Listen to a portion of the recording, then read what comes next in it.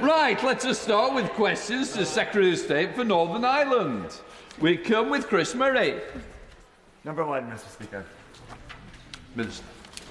Thank you, Mr. Speaker. Happy Lancashire Day to you as well.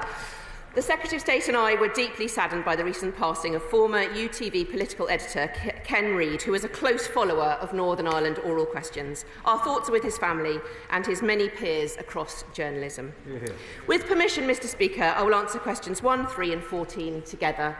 I recently attended the launch of Invest NI's Business Innovation Grant, which received £440,000 worth of UK government funding.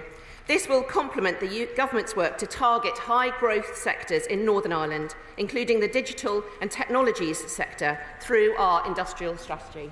Chris Murray. Thank you, Mr. Speaker. My constituency in Edinburgh has 2 universities, both of which do excellent work with their counterparts in Northern Ireland. So can the Minister tell us how the Government is working with universities to support innovation in Northern Ireland? I thank the member for raising that. It's fantastic to hear of those close links. It's so important for innovation and business growth in combination with the university sectors. Northern Ireland's universities are key partners in boosting innovation and growth. For example, through the UK Government's New Deal for Northern Ireland, £11 million of funding is helping Queen's University's Centre for Secure Information Technologies to deliver the Cyber AI Hub, a leading cybersecurity research centre. This investment is also unlocking a further £4.5 million of investment from the private sector. Aldridge. Thank you, Mr. Speaker. Free trade across the UK single market, from major tech hubs in London, Edinburgh and Cardiff to smaller towns like Weston-super-Mare, is vital in supporting innovation in Northern Ireland and across the whole UK. What steps is the Minister taking to streamline Northern Ireland's ability to trade with all corners of the UK and vice versa? Thank you. I thank the member for raising that and the connections to Weston-super-Mare. There is a lot of work that we can do to support innovation across the whole country, including work with the Innovation Business Grant, as I mentioned, which is especially for small and medium enterprises and has grants of up to £20,000 to enable them to come into the market. Matt Weston. Thank you, Mr. Speaker. Beyond its excellent universities, Northern Ireland is home to such major innovative businesses such as Wrightbus, Spirit Aerosystems and Harland & Wolff, specialising respectively in hydrogen vehicles, composite wing and aerostructure manufacture and modular construction and shipping. Given their economic importance, can I ask that the UK Government looks again at the future of the whole site operation at Spirit as well as Harland & Wolff to ensure those investments and jobs stay in Northern Ireland? I'd like to thank the member for raising this important aspect of business innovation and these important businesses for Northern Ireland's economy. We're working with the Northern Ireland Executive to ensure the best outcome for Short Brothers and its staff for Spirit. The Department for Business and Trade remains in contact with Spirit, Airbus, Boeing and other potential buyers. We want to see an outcome that includes a commitment to develop Short Brothers and its supply chain as part of any acquisition and provides the best possible opportunity for growth in Northern Ireland. The Department for Business and Trade continues to provide over £13 million of support for Short Brothers research and development activity. Gregory Campbell. Mr. Speaker, Northern Ireland is at the forefront across these islands for fibre broadband due to our confidence and supply deal with the previous government. But what's been done, can the Minister indicate, to promote this golden innovative opportunity nationally, which would help small businesses right across Northern Ireland? This government is working right across the whole of the UK to promote those businesses. So the industrial strategy provides an excellent opportunity for this discussion as well. The UK Government is working with business, trade unions, local and devolved leaders, experts, international partners to develop that industrial strategy, which will really cement this work and growth. And 8 growth-driving sectors have been identified, some of those which the member identified already: advanced manufacturing, clean energy industries, creative industries, and so on. The transition to net zero also provides huge opportunities, which we will make the most of. Murrison. Mr. Speaker, has the Minister studied yet the National Semiconductor Strategy for Ireland published by the Irish Government?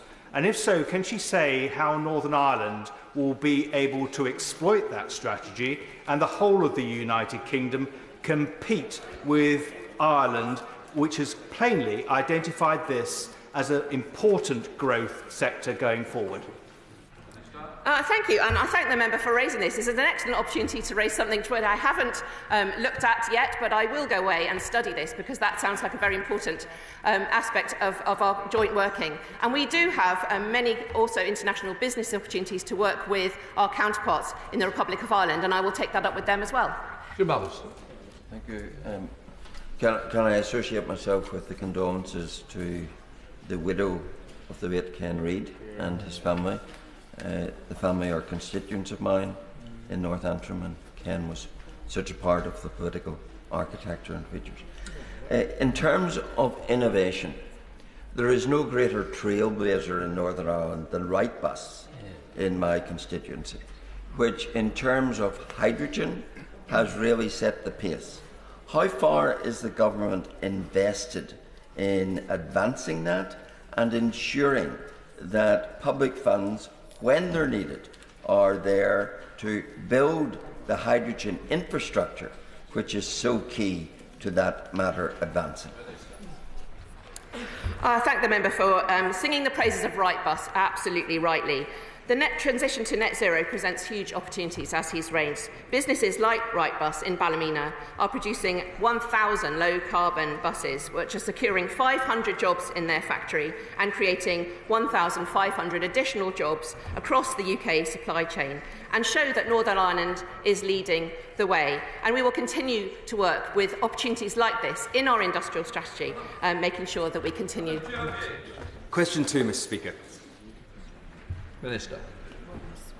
I'd like to thank the member for Newcastle-under-Lyme for raising this issue and start by paying tribute to Anna Lowe, who passed away earlier this month. As the first ethnic minority politician elected to the Assembly, she was a trailblazer, and I extend my sympathies to her family and friends. The Northern Ireland Assembly currently has no members from ethnic minorities or people from ethnic minority backgrounds. I've met with many community groups who've raised this with me. The key to changing this is the membership and selection process of the political parties in Northern Ireland, and what we all can do as members to speak with people from ethnic minority backgrounds and represent them. Madam Joe. Thank you, Mr. Speaker, and happy birthday to the Secretary of State for yesterday. I joined the Minister in paying tribute to Anna Lowe, and a happy Lancashire Day too, sir. Anna was the first non-white member of the Assembly, but she can't be the last, and so can I urge the Minister to encourage all the parties in the Assembly to redouble their efforts to ensure that all the people of Northern Ireland can look to their Assembly and see someone like them. I thank the member, and I recently met Lillian Senoy Barr, who's the first mayor in Northern Ireland from an ethnic minority background, who's showing the way for others. I agree that people must see their representation, and so that I would also join him in urging all the parties across Northern Ireland to look at their selection processes, their invitations to meetings, and make sure that all the parties are welcome to everyone from every background. Swan. Thank you very much, Mr. Speaker. Mr. Speaker, Jay Basra is a 20-year-old Ulster Unionist candidate who ran in mid-Ulster at the last general election. Jay describes himself as Punjabi British. When he announced his candidacy, he received a torrent of online abuse, which he described as being dehumanising and abhorrent. And what he actually said, it reduces me down to my skin colour rather than myself as a person. But he has also said, Mr. Speaker, if anything, I'm even more determined to run again and increase the Ulster Unionist vote like he did in the general election. What words of encouragement does the Secretary of State have for people like Jay? I'm horrified to hear of that online abuse, and I'm horrified to hear of any abuse that any politicians receive. And I commend him for his courage in saying, actually, this is not putting me off, I want to stand again. And the honourable member is quite right to raise this, as we all would want to do, and show support for him and for others who want to be able to say that they would be able to stand and not receive that abuse, and we should call it out whenever we see it. Bambos Charles. Thank you, Mr. Speaker. Question number 4. Secretary of State. With permission, Mr. Speaker, I will answer questions 4, 6 and 11 together. This government is providing the Executive with an £18.2 billion funding settlement for 2025-26. This represents a £1.5 billion increase on this year and is the largest settlement since devolution. It is now for the Executive to decide how this funding is spent. Thank you, Mr. Speaker. One of the essential aspects of the reconciliation process arising from the Good Friday Agreement was the need to facilitate and encourage integrated education. So will the Minister join me in welcoming the continued support for integrated education in the autumn budget? I certainly will, and I'm grateful to my honourable friend for raising this, because poll after poll in Northern Ireland shows that there is strong support from the public. At the moment, I think, from memory, it's about 8% of pupils who study in integrated schools. I hope we would all like to see that number increase, and my honourable friend and indeed the Education Secretary last week visited an integrated school, the Education Secretary being, I think, the 15th Minister, apart from myself, who has visited Northern Ireland since the election. Thank you, Mr. Speaker, and I thank the Secretary of State for his response. Does he agree with me that the recent budget gives the Northern Ireland Executive the opportunity to really go for growth after many years of uncertainty? Well, I do, because there's no doubt that the funding that they received as a result of the budget was more than they had anticipated, but all government is about making choices with the resources you've got, the income that you can raise, and deciding on what your priorities are. But I think it provides a very sound foundation for the Northern Ireland Executive to take the decisions that they need to. Thank you, Mr. Speaker. Does the Secretary of State agree that to ensure sustainable finances, the Northern Ireland Executive needs to set out clear steps to reform both the NHS and broader public services? I do agree with that, because as my honourable friend and the House will know, the longest waiting lists in the health service in the United Kingdom are to be found in Northern Ireland. And that is not acceptable, above all for the people who are waiting far too long. There is a plan for reform, which I welcome, but the people of Northern Ireland want to see progress happening. Colin Lockhart.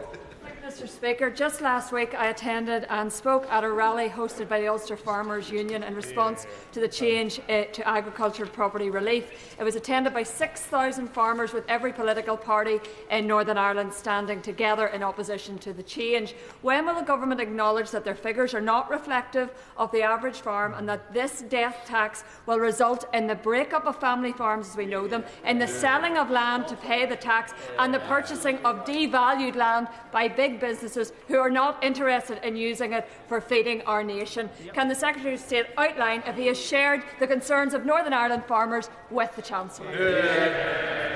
Well, I have spoken both to the Environment Secretary and a Minister in the Treasury about this, and I understand that those changes are unwelcome and difficult, but given the fiscal position, the government is having to take difficult decisions. I would, however, say there is a difference of view about how many farms are going to be affected, and the Treasury estimate around 500 claims a year. And you cannot infer from land values an inheritance tax liability, because it depends on the ownership structure of the farm. Thank you, Mr. Speaker. Mr. Speaker, while the Secretary of State knows that there's extra funding for the running of the PSNI and the issues with police recruitment, there's also the issue of not having a new police college. Could the Secretary of State give me a commitment that he will speak to the First and Deputy First Minister and Justice Minister to make sure that police college is built at Kinniger? Well, that is an issue for the Executive indeed, but the position on police funding, as the honourable member has alluded to, has been improved with the additional money that has been given to the PSNI by the Executive out of the extra funding that the budget provided, and the UK Government has also increased the additional security funding which is given in recognition of the security needs in Northern Ireland. John Cooper.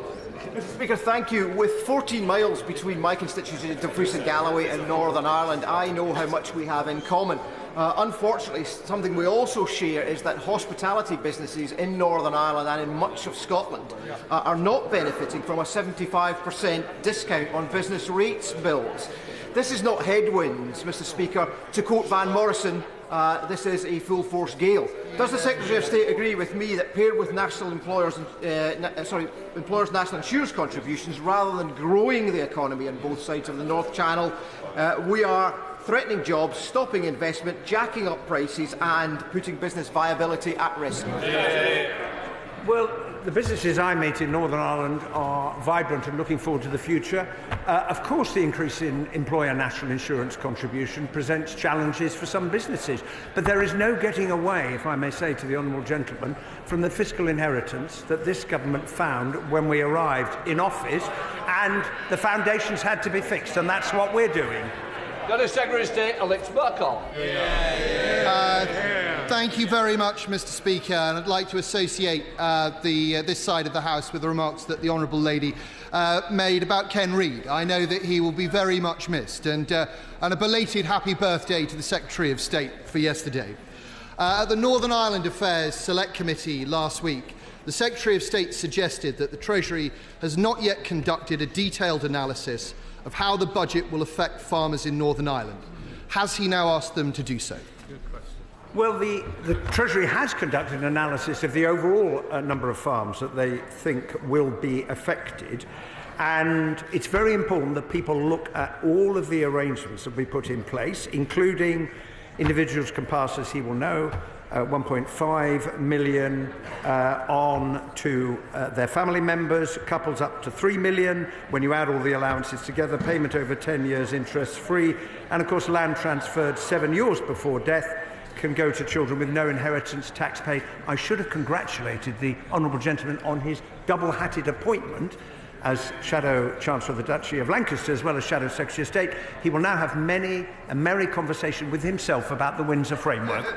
Alex Butler. Well, and I hope conversations with the right honourable gentleman. The Secretary of State will know that the makeup of farming in Northern Ireland is slightly different to the rest of the UK. There is a greater density of farms in sole ownership, and agricultural land is worth more. And this means that farms in Northern Ireland are more exposed to Labour's family farms tax. The farmers I've met in Northern Ireland are deeply concerned about this, and nationally, as he says, there is a disagreement about the figures. On one side, we have the government that says not many farms will be affected. On the other side, we have the experts who say that very many farms will be affected.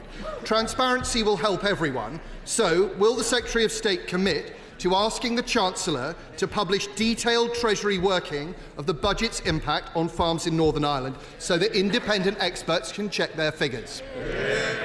Well, I say to the honourable gentleman that to understand the impact, you have to look at the ownership structure of each individual farm, and I'm not entirely sure that he is advocating that the government should do that for all of the farms right across the country. It will be for farmers themselves to look at the arrangements that will apply from 2026 and to take advice on how they can ensure that they are able to continue to pass their family farms to their children and their grandchildren. Liberal Democrat spokesperson Jess Brownfeller. Thank you, Mr. Speaker. Total income from farming in Northern Ireland fell by 44% last year, amid volatile markets, soaring costs and declining output. And over 6,000 Northern Ireland farmers recently gathered in the Icon Information Centre to highlight the impact that these APR changes will have for their sector. So with dairy farming facing serious economic challenges, gross agricultural output declining, can the Secretary of State commit to publishing a full impact assessment of APR removal for Northern Ireland's farming sector, as well as its wider implications? Well, as I indicated in answer to the same question that I was asked a moment ago, I don't see how, until you understand what the ownership structure is of each farm, how you can do an impact assessment that will the answer to the question that the honourable member is seeking. But I would urge all farmers, now they know what the new arrangements are going to be, to take advice. There's a number of things that they can do. But I did meet last week the Ulster Farmers Union. I met a number of young farmers, and I'm in no doubt about the concern that they have expressed. It's really important that we discuss it on the basis of the facts and people look at how they can plan for their future. Sarah Edwards. Thank you, Mr. Speaker. Question number 5. Secretary of State. It was a pleasure to sign the heads of terms for the Mid-South West Growth Deal alongside the First Minister, Deputy First Minister and Minister for Finance on the 6th of November. These deals are a partnership between the Northern Ireland Executive, the UK Government, local authorities and businesses, and the aim of our joint investment in all 4 deals is to encourage economic growth in Northern Ireland. Edwards. Thank you, Mr. Speaker. As a member of the Business and Trade Select Committee, I am pleased to see that Belfast has seen a successful economic redevelopment, partly driven by embracing its heritage, which will now be further supported by the Belfast Region City Growth Deal. Does the Minister agree with me that we must continue to support heritage as a regenerative tool in Northern Ireland and the wider UK with deals like this? Well, I do indeed agree with my honourable friend. These deals are all about partnerships and places, including their heritage, and all of those are an integral part of the approach. And in Belfast, the City deal is roaring ahead with things like the Advanced Manufacturing Centre and considerable investment in digital. Fleur Hannah. Thank you very much. I appreciate the government's focus on growth and especially greenlighting the City and Growth deals and their transformative impact on our often overlooked economy and infrastructure. The forthcoming Windsor Framework Review presents an opportunity to look not just at East-West trade, which is very important, but other overlooked issues to allow us to realise the growth potential of our unique trading arrangements. Will the Minister consider an ambitious terms of reference for that review that allows us to maximise growth and innovation by exploring issues like dual market access and north-south cooperation? As set out in law, whether there is an independent review depends on the outcome of the consent vote that will take place in the Northern Ireland Assembly. If the government would be under a legal obligation to commission a review if it's not passed with cross-community consent, I would expect the review to focus on Articles 5 to 10 of the Windsor Framework, but it would be for the reviewer to consider how they conduct the review themselves. Gavin Robbins. Much, Mr. Speaker, and can I associate myself with the remarks from the Minister of State around Ken Reid? He was a colossus of Northern Ireland politics and journalism more broadly and across the country, so thank you for those comments. The Secretary of State will know that getting the City and Growth deals back on track was good, following the disappointment of the pause that followed the incoming government. He will also know that there was a commitment in the spring budget for support for a skills and education centre at Crusaders Football Club for £2.2 million. That remains paused. I think the Minister of State has taken an interest in this project, and I'd be very keen that the Secretary of State would confirm he will raise it with the Deputy Prime Minister. Well, I'm aware of the pause that affects the particular project to which the Right Honourable Gentleman refers. Consideration will then have to be given as to how that may or may not be taken forward, but I note his interest and I will follow developments carefully. Gavin Robbins. For Mr. Speaker, to the Secretary of State for that. And in considering City and Growth deals, he knows that this is about economic growth and ensuring prosperity within Northern Ireland. Is he aware of the concerns amongst businesses in England and Wales and Scotland who are now saying that as a result of the general product safety standards emanating from the European Union, that they cannot send their products to Northern Ireland, in stark contrast to the British Government's position to maintain standards on CE markings with the European Union? And what advice and support can he give those businesses who want to trade within their own country and consumers in Northern Ireland who want to buy from within their own country but are currently frustrated from doing so? Well, advice is being provided about the general product safety regulation. Many companies already meet the terms of it because they are exporting from the UK to the European Union. So there are steps that some businesses will have to take. But I hope the impact of that is going to be very small because there is a way to get through it. Smith. Question number 8, Mr. Speaker. Minister. With permission, Mr. Speaker, I'll answer questions 8, 10 and 12 together. White Ribbon Day this week marks the start of 16 days of activism against violence against women and girls. The scale of this violence in our country is unacceptable, and this government is treating it as the national emergency that it is. Every woman and girl deserves to feel safe wherever she is. The scale of violence against women and girls is unacceptable. That's why the Labour government has set out our ambition to halve violence against women and girls within a decade. The government wants to take a joined-up approach across the UK, and I have discussed this issue with the First and Deputy First Ministers and Deputy Prime Minister together. We will continue to work collaboratively with the Executive. Look, we want to get to PMQs, and I'm going to achieve it at this rate. David Smith. Thank the Minister for that reply. According to Women's Aid, a fifth of all crime in Northern Ireland is domestic abuse.